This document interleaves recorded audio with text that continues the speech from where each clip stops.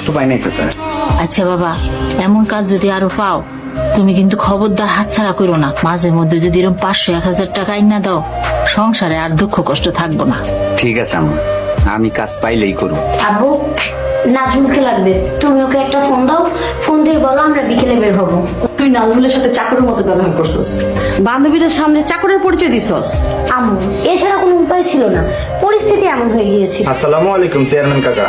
ওয়ালাইকুম আসসালাম। বাবা নাজমুল, আমি কথাটা যে কিভাবে কই, ভুল হলে তুই আগে আমারে মাফ করে দিস। কাকা কি কইবেন কোন? ঠিক আছে কাকা, আমি খাওয়া শেষ কইরাই আপনাদের বাড়িতে আসতেছি। আই নাজমুল, আমাদেরকে কয়েকটা পিক তুলে দাও তো। আচ্ছা নাজমুল, আশেপাশে কি দোকানে কোল্ড ড্রিঙ্কস, বিস্কিট, চিপস এইসব পাওয়া যাবে? জি ম্যাডাম, পাওয়া যাবে। এই নেন, এই নেন বাকি টাকা। বাকি টাকা ফেরত দিতে হবে না, ওটা তুমি রেখে দাও। টিপস? আমি টিপস নেই। স্নেহ কি হারাম?